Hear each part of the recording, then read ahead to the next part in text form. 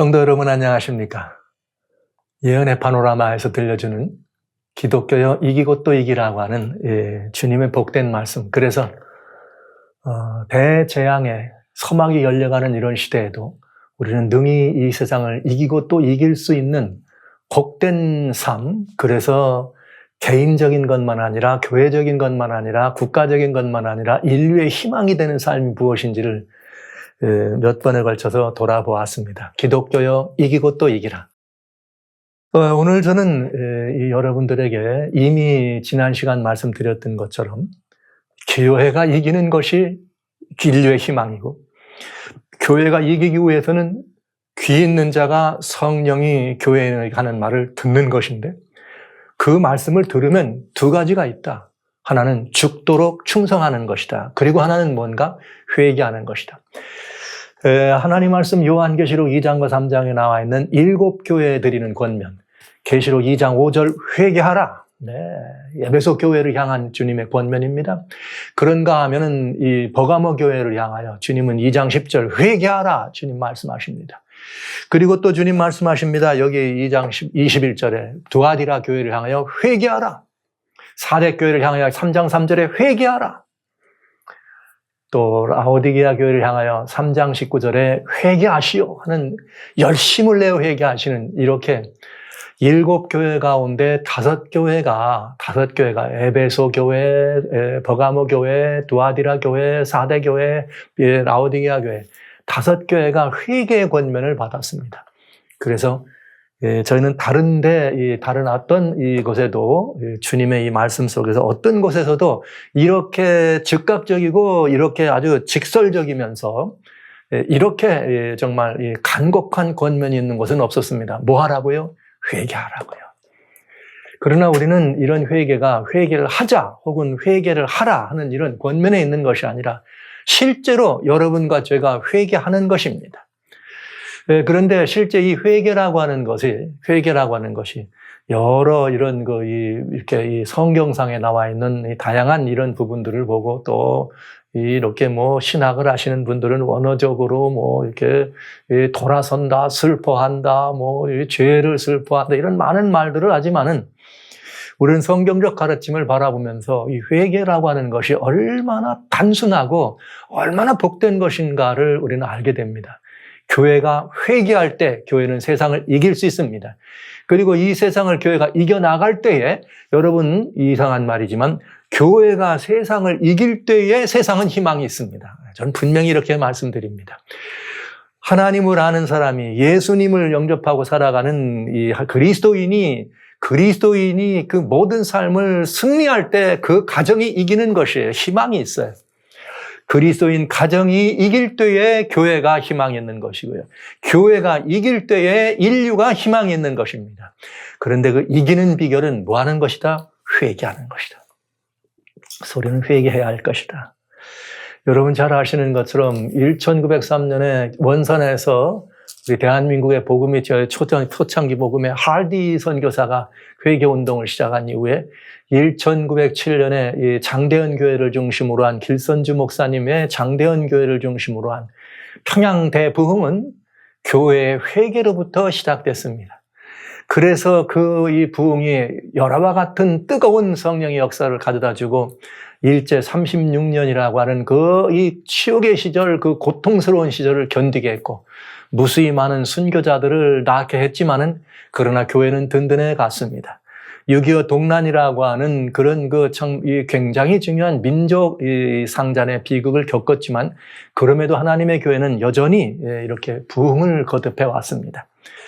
전쟁의 폐허로 나라가 어려울 때 오로지 하나님께로 충성하기로 했지만, 이 회개한 그 부흥의 여파는 오히려 더 전후의 대한민국을 복구하는 일에 굉장히 많은 영적인, 정신적인 에너지가 되고 힘이 돼서 한국교회는 전 세계의 모범적인 부흥을 이렇게 경험하게 되고 성장을 보여주고, 한국 사회에 오늘날 이렇게 든든한, 정말 한국 사회가 세계 10위권의 이런 강대국의 자리에 들어갈 수 있을 때까지 이런 든든한 기초를 놓는 것은 1907년에 일어났던 평양 대부흥의 근원이다. 이런 분명히 이렇게 말씀을 드립니다. 왜냐? 교회가 회개하면 교회는 세상을 이깁니다. 교회가 세상을 이길 때에 그 세상은 희망이 있는 세상입니다. 대한민국의 교회는, 대한민국의 기독교는 민족이 겪는 고통과 어려움과 함께 같이 해왔습니다. 그리고 그 모든 고난 가운데서 그 모든 고난의 모든 시절들을 이겨왔습니다. 그래서 대한민국이 오늘날 믿는 사람이나 안 믿는 사람이나 여러분 구별할 것 없이 오늘날 한국이 이렇게 하나님의 축복된 나라 위에 섰다고 하는 것은 누가 뭐라 그래도 저는 제가 목사이기 때문에 이런 말씀을 드리는 것이 아니라 목사이기 때문에 이런 말씀을 드리는 것이 아니라 누가 뭐라 그래도 하나님의 은혜의 산물이요 열매라고 확신합니다. 그것은 바로 교회가 뭐 했기 때문에? 회개했기 때문에. 그래서 교회가 어떻게 했기 때문에? 죽도록 회개한 이후에 충성했기 때문에. 그리고 그 교회가 세상을 어떻게 했기 때문에? 이겼기 때문에 오늘날 대한민국의 이런 역사를 보게 된 것입니다. 불행한 일입니다. 그런 교회가, 그런 기독교가 이제 그 모든 이 시간들을 지나면서 점점 그 이 아름다웠던 그런 모든 것들을 이 세상과 타협하는 그런 시대를 가져오면서 잃어버렸다는 것. 그래서 오늘날 한국교회가 하나님이 아닌 말이죠. 하나님이 아닌 세상에서도 버려지고 내버려진 그런 잘못된 그런 가르침, 그렇게 민족상단의 비극을 가져왔던 그런 그 주체사상이라고 하는 그런 하나님이 없는 사상이 어떻게 하나님의 사상을 잘 실천하는 가르침이라고 말하는 이런 사상들이 교회 안에 들어왔다고 하는 건 놀라운 일이에요. 놀라운 일입니다. 교회가 이건 완전히 하나님을 떠나서 버가모 교회와 두아디라 시대를 지금 겪고 있다고 해도 과언이 아닌 한국교회 실상을 보는 것입니다. 살아신 성도 여러분, 우리는 부정할 수 없습니다. 우리는 부정할 수 없습니다. 그것이 우리 교회의 현실이 된 것입니다. 그래서 교회가 하나님을 떠났습니다. 교회에 하나님이 계시지 않습니다. 하나님이 계시지 않은 교회는 세상을 이길 수 없습니다. 세상을 이길 수 없으니까 여러분, 오늘날 대한민국의 이런 역사적 가장 불행한 시간을 우리는 맞이하고 가장 불행한 시간을 통과하고 있는 것입니다. 저는 복음을 가진 목사로서 이 말씀에 대해서 조금 더 주저없이 여러분에게 이런 말씀을 드릴 수밖에 없는 것입니다. 그러나 성경은 우리들에게 희망이 있습니다. 성경은 우리들에게 교회가 회개하는 건 그러면 세상을 이길 수 있다 이렇게 말씀해 주시네요. 교회 회개에 대해서 여기 역대하 6장, 역대하 7장, 역대하 6장은 솔로몬 임금이 예루살렘 성전을 봉헌하는 이야기면서 거기서 하나님께 드려지는 위대한 기도가 있어요. 그러면서 역대하 7장에는 그런 이 솔로몬의 그런 그 기도, 성전을 봉헌하는 그런 기도를 주님께서 받으시면서 주님이 이렇게 응답하시는 말씀이 있습니다. 만일 내 이름으로 일컫는 내 백성이 이렇게 만일 내 이름으로 일컫는 내 백성이 역대하 7장 14절 말씀이죠. 이렇게 돼 있네요. 내 이름으로 일컫는 내 백성이 그 악한 길에서 떠나 스스로 겸비하고 기도하여 내 얼굴을 구하면 내가 하늘에서 듣고 그 죄를 사하고 땅을 고칠지라. 할렐루야. 네. 성경은 우리들에게 이 정답을 분명히 얘기해 줍니다. 지금 여기 무슨 일이 벌어졌는가? 하나님 말씀하시기를 밤에 여호와께서 솔로몬에게 나타나서 내가 내 기도를 들었는데 만약에 내가 하늘을 닫고 비를 내리지 않고 메뚜기를 소산을 먹게 하고 연병으로 백성 가운데 유행하게 할 때에 그러니까 역병이 창궐하고 이 나라와 온 땅이 기근이 들고 이 환경이 망가지는 이런 것들을 볼 때에 여러분 그런 것들을 볼 때에 하나님은 뭐라 그랬는가? 내 이름으로 일컫는 내 백성이 나에게 돌아오라 그랬어요. 그러니까 이 말을 다른 말로 바꾸면 하나님 백성이 하나님을 떠나면 하나님 백성이 하나님께로 돌이켜 하나님께로 등을 지고 다른 이렇게 말하자면 버가모나 두아디라처럼 어떻게 하면 음행에 빠지고 돌아가면 하늘을 닫아서 비가 안 온다. 기근이 있겠다. 역병이 있겠다. 환경이 망가지겠다고 말씀하신 거예요. 그러니까 여러분 오늘 교회는 이 부분에 대해서 자유롭지 않습니다. 오늘날 세계 기독교는 이 부분에 대해서 자유롭지 않습니다. 왜 그런가? 오늘 이 세계가 온통 망가지고 무너진 환경, 저초에서 화산이, 도초에서 지진이, 도초에서 화재가 그래서 지구촌에 이렇게 더워지고 얼음이 녹고 북극이 녹고 남극이 녹고 해수면이 올라가고 이 거대한 클라이밋 체인지라고 하는 말이죠. 이런 기후 변화로 말미암아서 인류의 생태계가 위협받고 이제는 2도 이상 넘어가면 안 되니까 2도를 넘어가지 않게 하기 위해서 국가가 모여서 회의를 하고 이런 모든 일을 경영합니다. 이런 모든 일을 경영해야 되는 근본 이유는 한마디로 환경이 망가졌다. 우리가 살고 있는 지구촌이 망가졌다는 얘기죠. 그런데 더 불행한 것은 무엇인가? 이 망가진 이유를 봤더니 지구촌 거민들이 누구를 떠난 거예요? 하나님을 버린 거예요. 인류가 오늘날 현상이 말이죠. 이 자유한 나라라고 하는 민주주의의 본산이라고 하는 미국이 이 나라가 정말 이 자본주의, 민주주의, 무슨 시장 경제 이런 것들의 아주 그 모델이라고 말하는 이 나라가 오늘날 어디로 가고 있는가? 한국의 전교조하고 똑같아요. 요즘 크리티컬 레시즘 이라고 하는 CRT라고 하는 이런 그 교육 사상 이념 이게 무슨 이념이냐? 공산주의 이념. 입니다. 쉽게 말씀드리면 대한민국의 주체 사상과 같은 그런 것들이에요. 공산주의 이념이 미국 사회에 완전히 지금 학교마다 다 퍼지고 난리가 나서 미국에 지금 말할 수 없는 표현하지 못하는 그런 이 고민은 미국이 지금 사회주의로 이렇게 돌아가고 있다고 하는 이런 것이죠. 여러분 이 말은 무슨 말이에요? 기독교의 종주국이라고 말하고 있는 현대사회의 미국이 하나님을 뭐 한다는 말이 한마디로 말하면 떠나고 있다는 얘기 아닙니까? 당연한 결과를 그렇게 됐을 때는 인류가 이미 유럽 사회는 이미 하나님 떠났잖아요. 이미 영국의 여러분 프랑스의 여러분 독일의 말이죠. 물론 다른 종교개혁의 이후로 생겼던 많은 교회들이 말이죠. 다 문을 닫고 하나님, 예수님이 안 계신 이슬람이 들어가든지 술집이 되든지 기독교인들이 사라지는 이런 것. 그래서 오죽하면 미래사회학자들이나 현대 인류의 미래를 바라보는 많은 사람들은 이젠 기독교가 어떻게 된다? 쇠퇴하기 시작한다. 여러분 기독교가 조만간 문 닫게 생겼어요. 이런 사회현상으로 바라본다면. 여러분 이게 다 무슨 영향이에요? 내 이름으로 일컫는 내 백성이 뭐 한 거예요? 하나님을 떠난 것입니다. 하나님을 떠난 것입니다.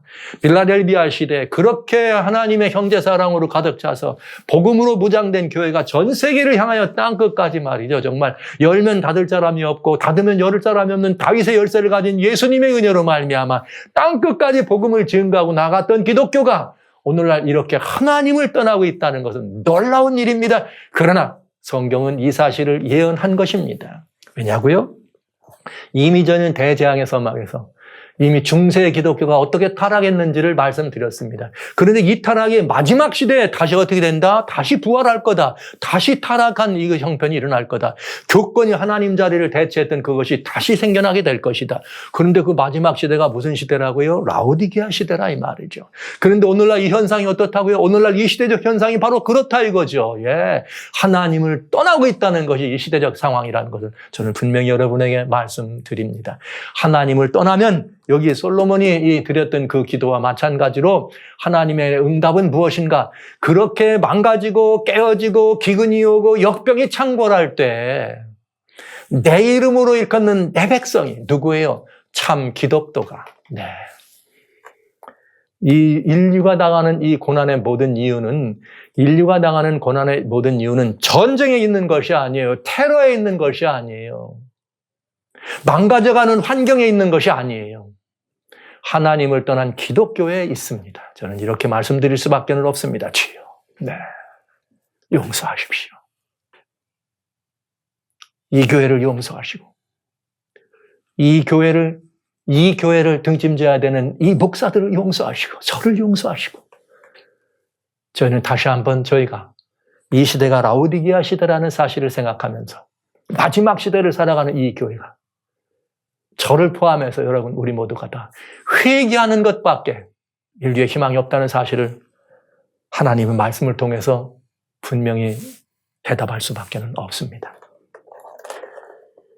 내 이름으로 일컫는 내 백성이 그 악한 길에서 떠나 스스로 겸비하고 기도하여 내 얼굴을 구하면 내가 하늘에서 듣고 그 죄를 사하고 땅을 고칠지라. 여러분 답은 분명합니다. 기독도가 뭐 하는 거예요? 하나님께로 돌아가는 것입니다. 제가 지난 시간에 회개가 어렵게 된 이유는 솔직하게 말씀드립니다. 행위로 회개하는 은혜가 아니라 행위에 앞장서 가지고 율법적 행위에 익숙해 있는 기독교가, 도덕적 하나님을 믿는 기독교가 그런 무언가 계획과 방법들을 세워가지고 그런 회개를 가르쳤다 보니까 참된 회개가 어려워졌어요. 회개가 무슨 계획대로 해가지고 1단계 우리 자신을 돌아보고 2단계 이래서 회개가 됩니까? 그게 회개일까요? 성경은 그렇게 안 했거든요. 그냥 내 마음이 겸비하고 내가 정직한 심령으로 내 마음을 낮추고 하나님께 돌아오면 어떡한다? 그게 회개예요. 시간 걸릴 것도 없습니다. 석 달러를 1000만의 말씀, 40일 1000만의 말씀, 일주일 1000만의 말씀, 회개는 즉각적으로 우리에게 이루어질 수 있다는 사실을 여러분 영접해 주시기 바랍니다. 이것이 성경적 가르침입니다.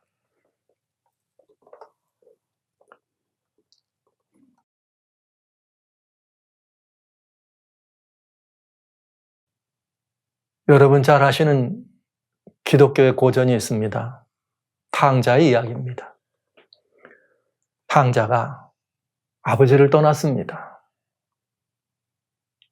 그가 죽게 됐을 때, 그것도 굶어 죽게 됐을 때 그의 마음에 찾아든 동력창이 밝아오고 휘영청 달 밝을 때 내 아버지 집엔 품꾼이라도 양식이 넉넉한데 뭐해서 돌아가는 거야? 아버지 앞에? 아버지 앞에 돌아가는 것은 배고파 죽겠으니까 돌아가는 것입니다. 그런데 그가 돌아갔더니 우리 주님은 그를 어떻게 하고 있어요? 기다리고 있다가, 아버지가 기다리고 있다가 돌아온 아들을 어긋 맡깁니다. 돌아온 아들을 이렇게 이 품에 안았더니 그때의 아들이, 아들이 아버지에게 돌아갈 때는 품꾼의 하나라도 좀 봐달라고, 나 그냥 죽지 않게 해달라고 가려고 그런 마음으로 갔는데 돌아갔더니 아버지는 돌아온 아들을 보고 기다리고 있으면서 돌아온 아들을 보고 그를 품에 안아주고 그를 얼싸 안아주죠. 그랬더니 그때 아들이 내가 아버지와 하나님께 죄를 범했습니다. 이게 진정한 회개 아닐까요? 그러니까 참된 회개는 우리가 계획하고 고안해서 우리의 방법과 우리의 어떤 기술을 해가지고 말이죠. 금식하면서 산에 올라가서 3일 동안 소나무를 붙들고 흔들어 댔더니 말이야. 눈물, 콧물 흘리면서 했더니 회개가 되더라. 이런 게 아니고 하나님의 그 깊은 사랑과 은혜의 그 품으로 즉각적으로 오늘 돌아가면 그 하나님의 놀랍고도 너그러운 사랑이 우리를 감동주고 우리를 품에 안아서 그때라야 비로소 내 심령에서 터져나오는 이 마음에 아버지야, 내가 하나님과 아버지께 죄를 범했습니다. 이렇게 고백할 수 있다는 사실이죠. 그래서 저는 교회가 회개하는 것이 희망이고 그 교회의 회개는 인간적인 방법이나 계획이나 고안이나 어떤 무슨 수련회 가서는 것이 아니고 우리의 삶의 현장에서 그것이 언제든지 어느 때든지 어느 시간이든지 즉각적으로 하나님을 향하여 우리의 걸음을 옮기는 것이 겸비한 마음으로 하나님의 얼굴을 구하는 것이 즉각적으로 하나님을 바라보는 그것이 진정한 회개라는 사실을 우리 다시 한번 생각하면서 하나님께로 걸음을 옮기는 결단이 있게 되시길 주의 이름으로 축원합니다. 요한계시록은 2장과 3장에 7개의 교회로 별칭해 주셨습니다. 7교회는 요한 당시에 있는 그 교회이면서 즉 수직적으로 당시의 교회들에게 주는 권면이면서 수평적으로 역사적으로 지금 이 시대까지 주님께서 7교회를 통해서 주신 말씀에 매우 중요한 권면입니다. 왜냐하면 세상 끝날까지 함께 하신다고 말씀하신 우리 주님의 권면이니까요. 그렇다면 오늘 이 시간에도 역시 요한계시록의 7교회는 이 시간에도 우리한테 수직적으로 직접 주시는 계시의 말씀이 있는 것입니다. 그래서 우리는 내가 에베소 시대에 신앙을 하고 있나, 서머나 신앙을 하고 있나, 버가모 신앙인가, 두아디라 신앙인가, 사대 신앙인가, 빌라델비아 신앙인가, 라오디게아 신앙인가를 살펴보는 시간을 가진 것이에요. 그런가 하면 오늘날 이 기독교가 시대적으로는 마지막 시대라고 하는 라오디게아 시대를 살아가지만 우리 기독교 라오디게아 시대를 살아가는 이 교회 형편은 첫사랑의 교회였던 에베소 같은 그런 에베소 시대의 교회와 같은 서머나 시대의 교회 같은 그런 삶을, 그런 신앙을 실천하고 있는가? 아니면 버가모와 두아디라와 같은 타락하고 이렇게 변합되고 타협된 신앙을 하고 있는가? 아니면 이 교회가 다시 지금 이 기독교가 깨어나고 있는가, 4대 교회처럼? 아니면 우리는 다시 한번 그 뜨거운 기독교적 사랑으로, 그리스도의 사랑으로 뭉쳐서 끝까지 주님의 진리를 붙들고 복음을 증거하고 땅 끝까지로 주님의 증인된 삶을 살아가는 그런 시대의 교회로 형편을 가지고 있는가? 여러분은 어떻게 보셨습니까? 지금 저는 6번에 걸쳐서 여러분들에게 이 시대적 상황과 현세적 의미를 이 하나님의 말씀을 통해서 돌아본 것입니다. 왜냐하면 주님은 계시록 2장 23절에 나는 세상의 사람의 모든 마음과 뜻을 살피는 자임을 알 거다. 알지라 이렇게 말씀해요. 그러니까 주님은 우리의 마음과 생각을 살피는 분이에요. 그런데 주님은 우리를 오늘날 이 시대의 교회를 요한계시록이라고 하는 하나님의 말씀을 통해서 우리들에게 살펴보시잖아요. 봤더니 여러분 어떠세요? 여러분 어떠세요? 오늘 우리는 어떤 처지에 있든 우리는 회개하는 길밖에 답이 없다는 것을 우리는 보게 됩니다. 근데 7교회 중에 2교회는 회개가 아니라 충성이라는 권면을 들었거든요. 그러니까 저는 기독교인 7명 중에 최소한 2명 정도는, 7명 중에 2명 정도는 여전히 충성하는 사람이 있지 않을까, 여전히 충성하는 그런 교회가 있지 않을까, 이런 생각을 해보는 것입니다. 나머지 5 교회 상황은 7교회 중에 5교회는 회개할 교회고 7교회 중에 2교회는 뭐한다? 그 충성을 지속해서 충성하세요. 이 기도를 들을 수 있는 교회가 아닐까. 그런 이 소원을 좀 가져보기도 합니다. 네. 그렇게 말씀드리면서 오늘은 저는 마지막 이 기독교, 승리하는 기독교를 위한 주님의 최후 통첩, 그것이 무엇인가? 회개하라는 기별이었다는 말씀을 드렸어요. 그런데 마지막 시대의 라오디게아 시대를 우리가 서 있기 때문에 이 시대를 위한 교회는 조금 자세히 살펴보면서 참다운 회개가 무엇인가를 돌아보는 시간을 가지려고 하는 것입니다. 오늘 여러분들은 2가지를 보시게 될 거예요. 진정한 회개가 무엇인가를 여러분 보시게 될 것이고요. 그 다음에 이 시대가 오늘날 우리가 살고 있는 이 시대적 상황 속에서 우리들이 무엇을 돌이켜야 될지를 살펴보는 좋은 시간 될 거라고 생각합니다.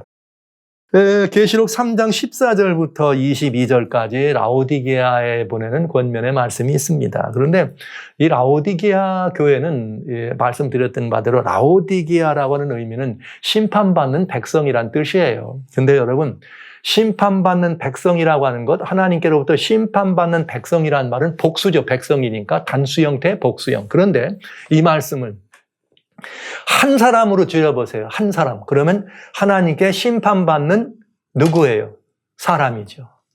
근데 성경 가운데 하나님을 재판장으로 섬기고 하나님께 심판받는다는 사람, 그 이름을 가진 사람이 있습니다. 그게 누군가? 다니엘입니다. 그래서 다니엘은 하나님은 나의 심판장이다. 이 말을 다른 서술형으로 말하면 무슨 뜻이에요? 다니엘, 나는 하나님께 재판받는 사람이다. 이런 이름의 뜻이에요. 하나님이 살펴보신다. 그러니까 저는 라오디게아라고 하는 이 말씀을 잘 생각해 보면, 말세를 살아가는 그리스도인들을 참된 기독교인은 그 별명이 뭐다? 다니엘이구나. 라오디게아 교회란 말을 라오디게아 성도란 말로 바꾸면 이건 누가 되는 거예요? 그 이름이 다니엘이 되는 거예요. 예. 그래서 사실 저는 여러분들에게 대재앙의 서막을 말씀드리기 바로 직전에 다니엘서를 여러분들에게 마감을 해드린 것입니다. 바로 그런 연유였습니다. 이 시대를 살아가는 하나님의 백성들이 다니엘입니다. 근데 오늘 우리는 그 다니엘, 성경적 다니엘처럼 살지 않죠. 다니엘이 당했던 많은 고통과 고난이 있었지만 그 가운데도 하나님께 죽도록 충성한 다니엘과 같은 삶을 우리는 살지 않습니다. 여하튼 여기 이 라오디게아라고 하는 이 시대를 살아가는 그리스도인들은 누구가 돼야 되느냐? 다니엘과 같은 사람이 돼야 된다. 그런데 성경은 참 정말 가슴 아픈 일을 해요. 뭐라고 말하느냐? 여기 15절에 내가 내 행위를 하는데 내가 차지도 않고 덥지도 않다. 그러니까 이게 웬일일까? 이미 말씀드렸습니다. 차지도 않고 덥지도 않다는 말은 믿는 것도 아니고 안 믿는 것도 아니고 여러분 믿는 것도 아니고 안 믿는 것도 아니면 양다리를 걸쳤다는 얘기죠. 그러면 하나님께는 양다리가 있습니까? 우리가 세상과 어떻게 하나님을 겸하여 섬길 수 있어요, 없어요? 예수님은 분명히 없다 그랬습니다. 그러니까 양다리 신앙은 옳은 것이다, 그런 것이다가 문제가 아니라 양다리 신앙은 참 신앙이 아니다, 이렇게 결론을 내릴 수가 있는 것이죠. 지금 주님이 진단하신 건 이거예요. 오늘 이 마지막 시대에 우리 교회는, 기독교는 뭐가 양다리를 걸쳤다. 세상과 하나님을 동시에 섬기려고 한다. 그래서 어떤 일이 벌어졌느냐? 주님은 그렇기 때문에 나는 너를 내칠 수밖에 없다는 거예요. 양다리 신앙은 하나님 교회는 없어요. 양다리 신앙은 하나님께는 그런 신앙은 없습니다. 그런데 그 17절에 양다리를 거친 사람들이 얼마나 그저 제가 이렇게 표현할 거예요. 미친 짓을 하고 있어. 미친 짓. 무슨 미친 짓이냐? 내가 말하기를 나는 부자라 부유하여 부족한 것이 없다. 나는 부자라 부유하여 부족한 것이 없다. 그렇지만 내가 봤더니 넌 곤고하고 가난하고 가련하고 눈먼 것을 네가 알지 못하는구나. 그러니까 여러분, 마지막 시대의 이름은 다니엘이라는 이름을 가졌지만 이 마지막 시대의 기독교가 어떤 모습이냐면은 정신착란 증세예요. 벌거숭이 임금이에요. 보니까 벌게 벗었는데 자기는 부자라 입었다는 거예요. 주님이 보시니까 눈 멀었는데 뭐라는 거예요? 자기는 잘 볼 수 있다는 거예요. 주님 보시기에 가난해서 지금 죽게 생겼는데 뭐라는 거예요? 이렇게 교회는 뭐라 그래요? 난 부자라 그런 거죠. 부족한 것이 없다 그러네요. 교회가 가난한 건 뭐가 가난한 거예요? 몇 가지가 있죠. 믿음이 부족하면 가난하고 또 하나 있죠. 진리의 말씀이 부족하면 가난한 거죠. 말세에는 뭐가 온다? 기근이 온다. 무슨 기근이다? 영적 기근이다. 무슨 기근이다? 말씀의 기근이다. 많은 사람들이 말씀이 없어가지고 이리저리 찾지만은 이 말씀을 마실 수가 없는 것이 마지막 시대라고 주님은 분명히 말씀해 주셨습니다. 여기 바로 라오디게아 시대를 그렇게 설명해 주신 거예요. 그런데 정말 불행한 것은 환자가 고치려면 무슨 병 걸렸는지를 알아야 되는데 의사한테 가가지고 교형이 들었다고 진단을 내려도 환자는 그 진단을 믿지 않는 거죠. 영접지 않는 것이죠. 나 건강한데 왜 그래? 나 왜 그래? 건강한데. 이렇게 하면 고칠 길이 없습니다.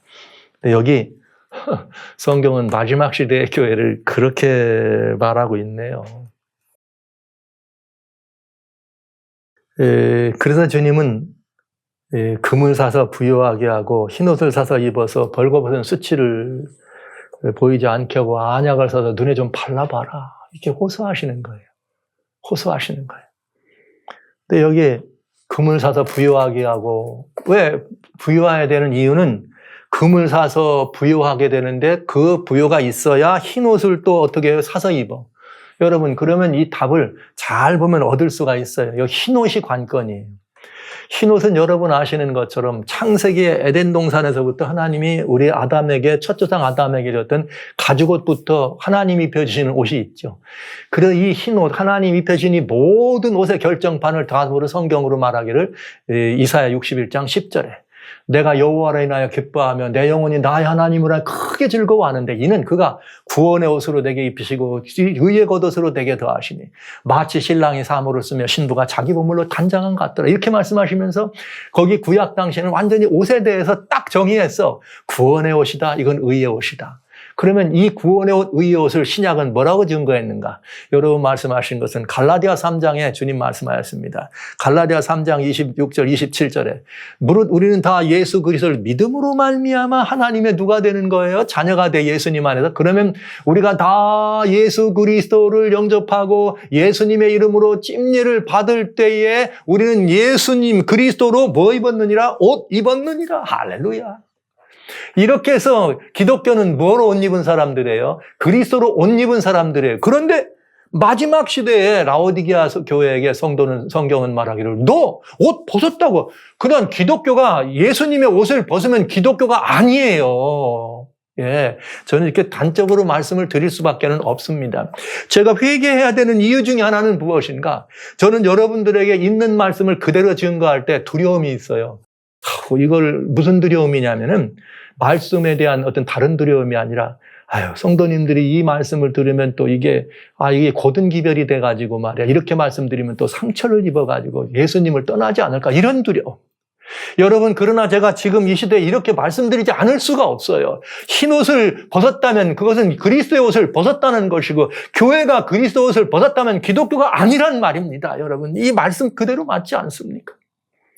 그래서 요한계시록 16장 15절에는 주님 뭐라고 말씀하셨어요? 마지막 때 아마겟돈 시대에 예수님 오시기 직전까지라도 이 흰 옷을 뭐하라? 벗지 마라, 벗지 마라, 벗지 마라고 말씀하시는 것입니다. 사랑하시는 성도 여러분. 성경은 우리들에게 분명히 말씀하십니다. 내가 벌거벗었다고, 이 흰옷이 필요하다고, 예수님으로 옷 입으라고. 그런데 교회는 뭐라 그래요? 나는 부자인데 내가 금은보석으로 다 치렁치렁 가고 있는데 뭐 내가 예수님이, 그러면 예수님이 안 계신 교회다, 이런 말이죠. 여기에 답이 분명합니다. 흰 옷을 입는 비결은 뭐밖에 없어요? 믿음으로 옷을 입을 수밖에 없습니다. 그렇다면 여기 우리가 부요해서 옷을 부요함이 있으려면 금이 있어야지 부요함이 있는데, 이 금으로 옷을 사야 되는데, 금은 그럼 뭐예요? 믿음으로 옷을 살 수 있다면 금은 믿음이 되겠네. 너무나 쉬워요. 성경 말씀대로 풀면. 그래서 할례 받는 것도 아무것도 아니요. 우리 이렇게 모든 것 다 아무것도 아니다. 그리고 우리들에게 뭐냐? 사랑으로 역사하는 믿음뿐이다. 성경은 우리들에게 그렇게 말씀해 주십니다. 갈라디아 하나님의 말씀에 주님께서 우리들에게 주시기를, 이제는 우리는 뭐라고 말씀하셨는가 하면은, 여기 주님이 너무나 분명하게 갈라디아 여기 이 6장이죠. 갈라디아 6장에 주님께서 우리들에게 뭐라고 말씀하셨는가 하면 이렇게 말씀하시네요. 우리들 이 생각해 주실 때에 우리 이 삶에 대해서 우리들에게 얘기하실 때 주님 안에서는 이렇게 말씀하셨어요. 갈라디아 5장, 죄송합니다. 5장 6절입니다. 그리스도 예수 안에서는 할례나 무할례가 효력이 없되 사랑으로 역사하는 믿음뿐이니라.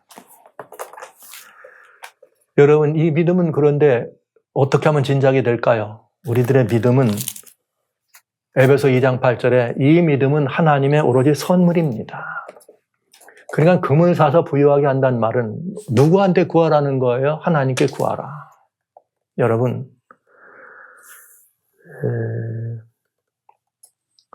아들이 있었습니다.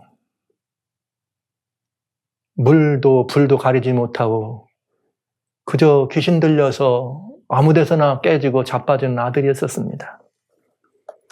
아버지가 너무 괴로워서 이 아들을 어찌할꼬 근심하는데 귀한 소문 들렸습니다. 용한 의원이 있다더라. 그분께 가면 모든 병을 고친다더라. 그래서 그분을 만나러 아들을 데리고 왔습니다. 먼 거리를 왔습니다. 왔는데 마침 왔더니 그 의원님은 잠깐 어디를 가고 누구만 있는가? 의원의 제자들만 있었습니다. 그래서 그 의원의 제자들을 향해서 뭐라고 말했는가? 이 아들 좀 살려주세요 했더니 아무리 제자들이 애를 써도 아들이 살아나지 않네요. 한참 어쩌지 못하고 웅성웅성하고 있는데 그 선생님이 오십니다. 바로 예수님이셨습니다. 그래서 너희 뭘 때문에 이렇게 얘기하고 있냐 그랬더니 이 아버지가 나와서 여차여차해서 이만여만 아들을 데려왔더니 이 잘 안 됩니다. 그러니까 이 아버지가 믿음이 없는 연고다 이렇게 얘기를 하면서 이렇게 믿으면 능치 못한 일이 없느니라 아버지한테 얘기했더니 마가복음 9장 23절에 주님 말씀 이 아버지가 믿는 자에게는 능치 못한 일이 없느니라 예수님 말씀하시니까 그 아버지가 뭐라 그래요? 또 마가복음 9장 24절에 주 아버지여 나의 믿음 없는 것을 좀 도와주십시오. 누구에게 구해서 믿음을 구해요? 자, 나의 믿음 없는 것을 어떻게 달라고요? 도와달라고. 믿음을 내게 어떻게 하려고? 달라고. 아들이 죽어가는 것을 살리고 싶은 아버지는 소문만 듣고는 아버지 그 종아니면 예수님을 보는 순간 믿는 자에게는 능치 못한 일이 없다는 그 말을 듣는 순간 아버지는 그 믿음이 필요했습니다. 그래서 그 주님에게 내게 이 믿음을 좀 달라고 믿음을 달라고 구합니다. 오늘 성경은 우리들에게 이 시대에 똑같은 일을 기독교가 해야 될 것을 일러주고 있는 것입니다. 금을 사서 부유하게 하고 흰옷을 입어라. 무슨 말이에요? 오 주여 우리에게 믿음을 주셔서 이제는 예수님 흰옷을 입으려면 오직 믿음으로만 입습니다. 누구의 옷입니까? 예수님의 옷입니다.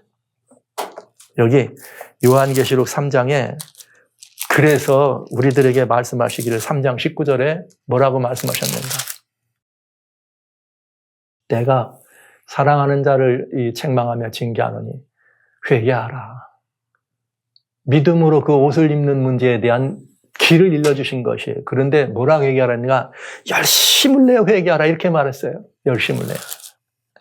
그런데 라오디게아 시대의 치명적 질병을 한마디로 이렇게 요약하고 최후 통첩이 주어집니다. 그게 뭐냐? 20절이에요. 볼지어다 내가 문 밖에 서서 두드리노니 누구든지 내 음성을 듣고 문을 열면 내가 그에게로 들어가 그로 더불어 먹고 그는 나로 더불어 먹으리라. 아멘. 예, 그렇습니다. 여기 예수님이 라오디게아 시대의 질병을 고칠 수 있는 최후 통첩을 해주신 거예요. 그리고 이것은 완벽한 진단이었습니다. 그건 뭐냐? 볼지어다 내가 문 밖에 서서 두드렸다. 이 말씀은 두 가지로 볼 수가 있겠네요. 이 말씀은 두 가지로 봅니다. 하나는 뭐냐? 예수님이 역사적으로 라오디게아 시대 아닙니까? 라오디게아 시대. 그러니까 역사적으로 예수님이 마지막 재림하실 때가 있어. 예수님은 초림할 때는 구속주로 오셨어요. 예수님의 재림은 무슨 주로 오시느냐? 심판주로 오셔.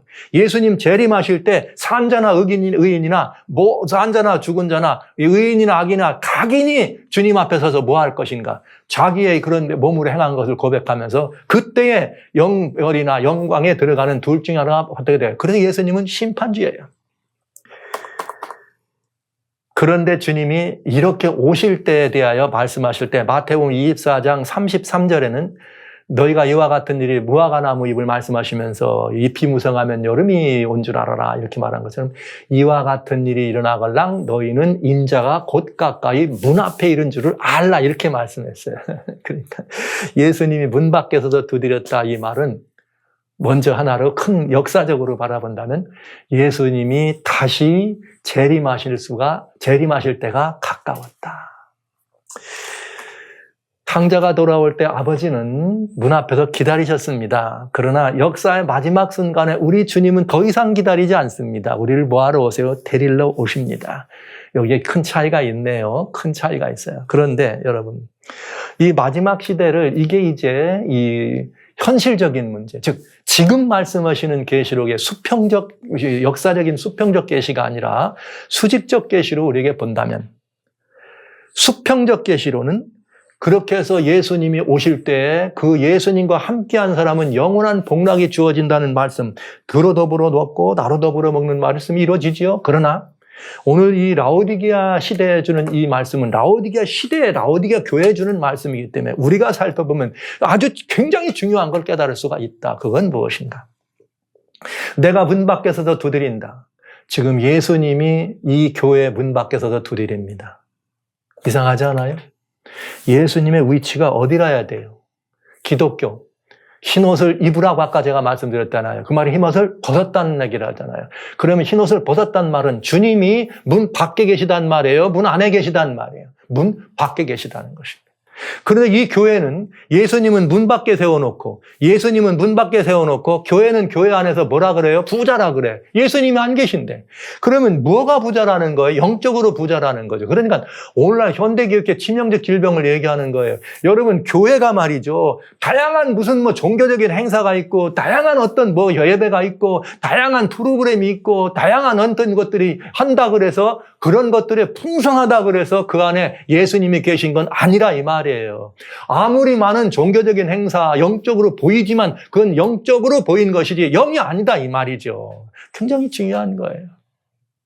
제가 이제 기독교라는 말씀이 이렇게 필요한 시절이 됐다는 아픈 마음을 드리면서 살아가시는 성도 여러분, 형제자매 여러분, 오늘 우리가 기도 많이 했다, 무슨 성경 많이 봤다, 선교 많이 했다, 그래서 예수님이 계셨느냐 이 말이에요. 우리 예수님 안 계시고도 얼마든지 말씀 볼 수 있고 기도할 수 있고 선교지 갈 수 있는 것입니다, 여러분.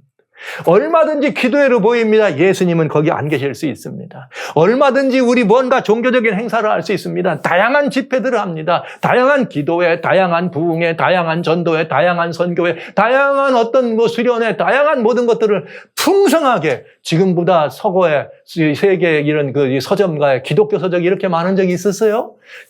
지금 때보다 어느 일찍이 기독교 서점에 가면 꽉 차 있는 그런 모든 자료들이 있었던 적이 있습니까? 없었습니다. 부자입니다. 굉장한 부자입니다. 그러나 성경은 우리들에게 말씀해 주십니다. 나는 그 안에 없다고요.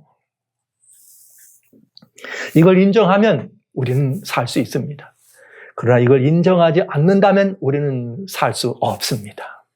성경은 분명히 말씀드립니다. 볼지어다 내가 문 밖에 서서 두드린다고. 다양한 종교적인 모습은 있을 수 있지만 거기에 참신앙은 없을 수 있습니다. 예수님이 안 계실 수 있다는 거죠. 이것은 형식주의, 율법주의, 형식주의, 행위구원도 여기에 포함돼서 다 가짜들의 매너리즘에 빠져있는. 네. 제가 우리 교회를 이렇게 말씀드리기가 마음이 많이 아프지만 오늘 제가 회개하는 마음으로 이 말씀을 드립니다. 정말 우리가 이 교회가, 이 기독교가 예수님이 계십니까? 성경은 분명히 아니라 그러시네요. 문 밖에 있다 그러시네요. 회개할 필요가 있다 그러시네요. 7교회 중에 5교회가 그렇다는 거예요. 그 모두 다는 아니겠죠. 예. 볼지어다 내가 문 밖에 서서 두드린다고. 여러분, 교회가 회개하는 것은 무엇을 말하느냐? 문 밖에 계신 예수님을 우리 안으로 모셔드리는 것이 진정한 회개입니다. 저는 지난 시간에 하나님을 믿던 사람이 하나님을 돌아갔어. 여기 라오디게아는 양다리 신앙이래잖아요. 세상과 여기 이 재물과 하나님 나라를 동시에 섬길 수는 예수님 없다 그랬잖아요. 양다리 신앙은 신앙이 아니라고, 양다리 교회는 기독교가 아니라고 말씀드렸습니다. 그러면 우리는 돌아간 것이에요. 두아디라 시대, 버가모 시대가 된 것입니다. 그러면 어떻게 해야 되는 거예요? 회개란 돌아서 하나님께로 돌아가는 것이에요. 또 하나님을 떠났던 탕자 아들이 다 탕진해도 괜찮아요. 다 탕진해도 괜찮아요. 죽기 전에라도 그가 뭐 했으니까 돌아섰으니까 괜찮은 거예요. 돌아왔으니까 그게 뭐 한 거예요? 회개한 거예요. 오늘 이 교회가 해야 될 일이 있습니다. 오늘날 우리가 해야 될 일이 있습니다. 그건 나는 예수께로 돌아가는 것입니다. 여기 라오디게아 시대는 뭐라고 말씀하셨느냐? 하나님께로 돌아온다고 하지 않고 탕자는 하나님께 돌아왔지만은 예수님을 영접해 드렸다 말했습니다. 예수님이 우리 안에 들어오시면 끝. 예수님만 들어오시면 만사 오케이입니다. 여러분, 모든 것은 끝나게 되어 있습니다. 예수님이 우리 안에 들어오시면 그것으로 끝입니다. 나는 너로 더불어 먹으리라. 너는 나로 더불어 먹으리라. 야. 예수님이 우리 마음에 들어오셨는지 안 들어오셨는지를 확인할 길이 있습니다. 그건 뭐냐? 주님과 함께 먹고 마시는 것입니다.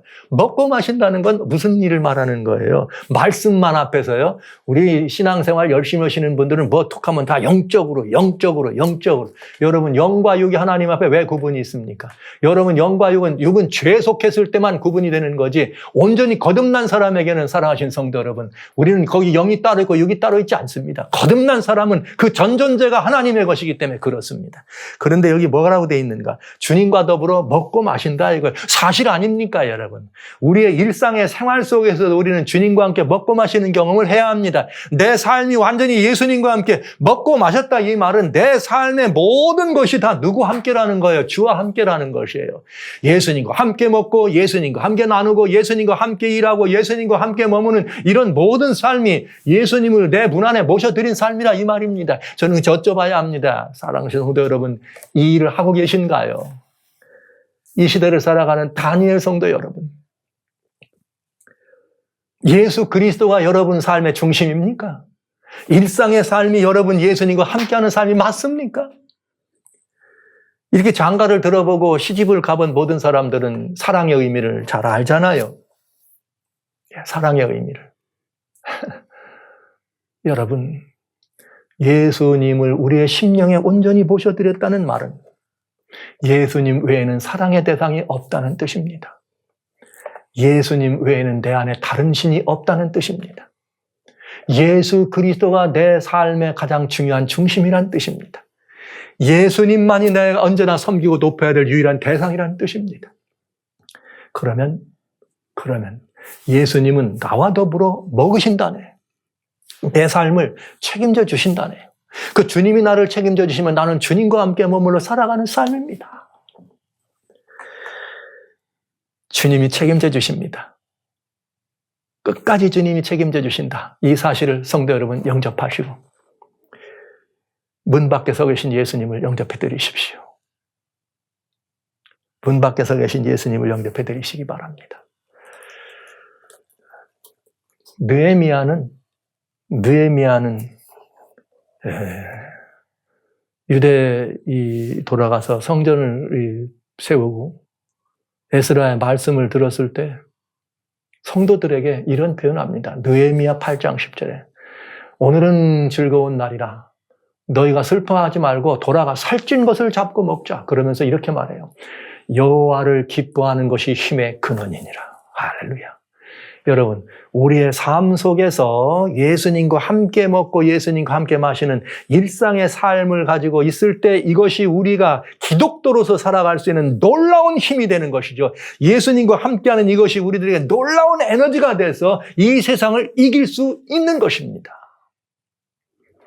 예수님이 나와 함께 하신다면 이기지 못할 일이 없죠. 왜냐고요? 저는 이 첫 시간에 말씀드렸습니다. 너희는 환난이 있으나 담대하라. 내가 세상을 이겼노라. 세상을 이기신 예수님과 함께하기 때문에 나도 세상을 이길 수 있습니다. 예수님이 세상을 이기셨기 때문에 음부의 권세가 이 교회를 이길 수 없는 것입니다. 그리고 우리도 그 음부의 권세를 이길 수 있는 것입니다. 예수님과 함께, 오로지 주님과 함께.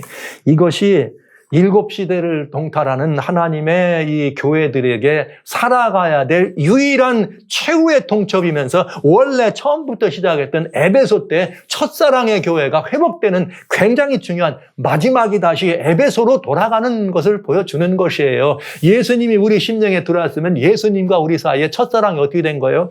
완전히 회복된 것입니다. 그래서 우리의 일상적인 삶마저도 예수와 함께, 주와 함께. 일상적인 삶마저.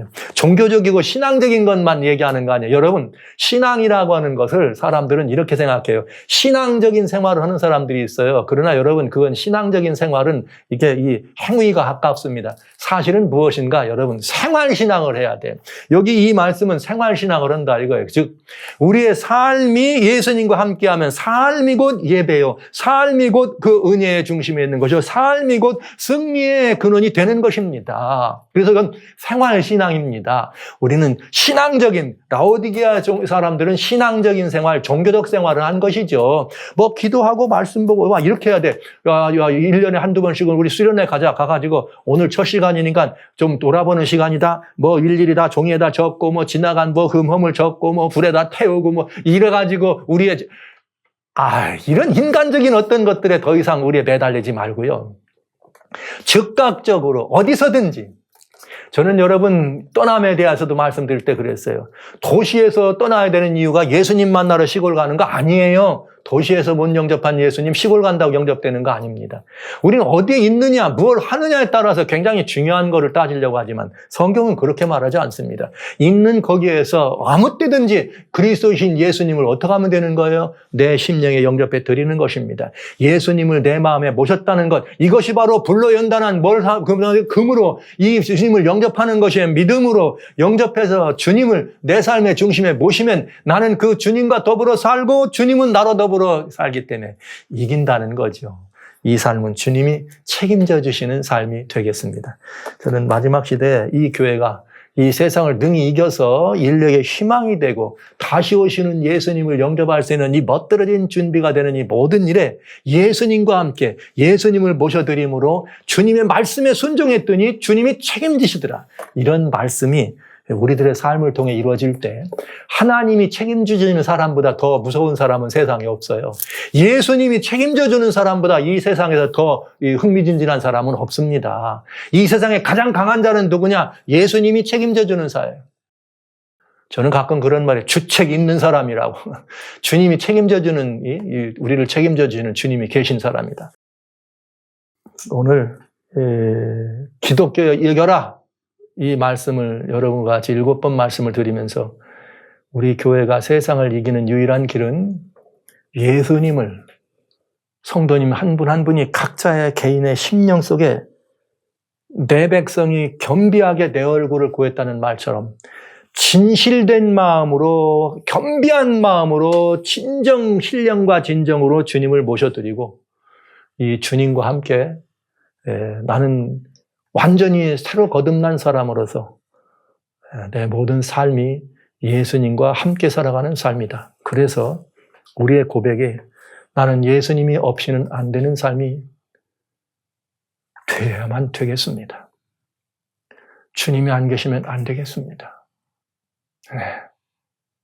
성도 여러분, 예수님이 없이는 안 됩니다.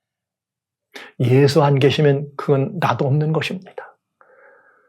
이런 삶으로 돌아가서 볼지어다 내가 문 밖에서 두드릴 때 지금 이 시간 주님이 여러분의 문 밖에 서 계시다는 사실을 부디 인정하시고 이 예수님을 완전히 내 심령 속에 영접해 두시기를 바랍니다. 그래서 내 안에 주님 들어오셔서 그 주님이 내 삶의 큰 기쁨의 원동력이 되고 주님과 더불어서 함께 기뻐하고 주님 때문에 내 삶이 행복해지는 이런 모습으로 우리 모두가 다 각자의 주어진 삶에서 그냥 무당벌레처럼 사는 것이 아니고 반딧불과 같이 반짝반짝 자기 주어진 그 주변의 삶에 살면 이것이 세상의 어둠을 몰아내고 이 세상을 이기지 않겠습니까? 사랑하신 성도 여러분, 저는 우리 모든 성도님들이 그렇게 주님을 영접해서 그렇게 주님과 함께 정말 복되고 아름다운 그런 삶을 우리 좀 살다가 주님 정말 오실 날이 가까웠으니까 환난이 와도 두렵지 않아, 핍박이 와도 우스워, 아무것도 아닌 것처럼 그렇게 주님 오실 때 우리는 기쁨으로 주님을 영접하는 그 자리에 여러분, 사랑하시는 성도 여러분 모두가 다 그렇게 서시게 됐으면 참 좋겠습니다. 교회여, 이기고 또 이기라. 하나님의 교회여, 승리하고 또 승리하시기 바랍니다. 기독교여, 이겨라. 예수 그리스도를 심령에 모셔드린 그리스도인이 이기는 그 기독교입니다. 예수 그리스도를 주인으로 완전히 영접해서 주님이 가장 첫째 자리에 계신 그 교회가 세상을 이기는 교회입니다. 주님이 책임져 주시는 교회, 주님이 책임져 주시는 그리스도인으로 세상을 또 이기고 이겨주시기를 주의로 축원합니다.